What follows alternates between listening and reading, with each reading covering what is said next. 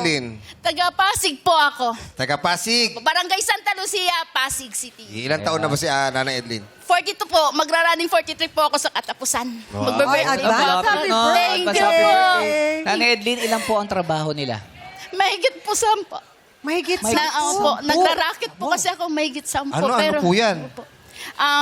Naglalaba, plancha, service, cooking, pasabay, bili, nagwawalis, nagtitinda, dishwashing Parang- sa Paano po na kantin. ipagsasabay-sabay ang mga Paano yan? po On call po ako. On call. Opo. Pag wala po yung isa ngayong araw na to, sa kabila po ako. Paano po Paano yun? pala Paano kayo sabay-sabay? tinatawagan? Paano kayo natatawagan? Sa cellphone po. Available ka ngayon. Sige po. So may mga suki na kayo? Opo. Ayun. Paano po pa nagsabay-sabay? Ano po yung mga uunahin nyo? Yung nauna pong mag-chat sa akin. Oo. Opo. Yung una pong First come, magpapadala first ng serve. message. Oo. So, pero meron po kayo dyan yung regular talaga, weekly, gaya po ng laba, plancha. Meron ba ito naman? Oo, Meron po. oo.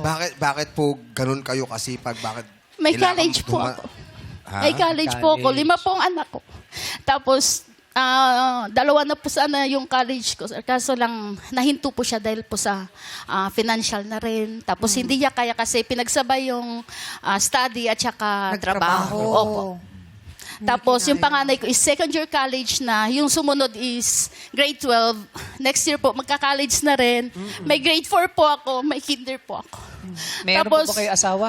Meron po. Mister. Ayun, may asawa. Driver po siya. Ayun. Nag-drive naman. Opo, May trabaho service po siya. driver po. Kagaya din po ng minsan, Hindi rin po on ba call regular din. On call din din po. Ay, hindi rin po regular. Pag wala pong biyahe, wala din po kami sasahurin. Oo. Nagrerenta pa po kami ng bahay. Sortihan lang kung Opo. meron. Kaya kayod lang, laban lang. Yes. Opo. Tama po yun. Marangal, basta Mahirap. marangal, nandun Yes. ako. Yes, yun po Totoo importante. po yan, Nanay Marangal na Edlin. trabaho.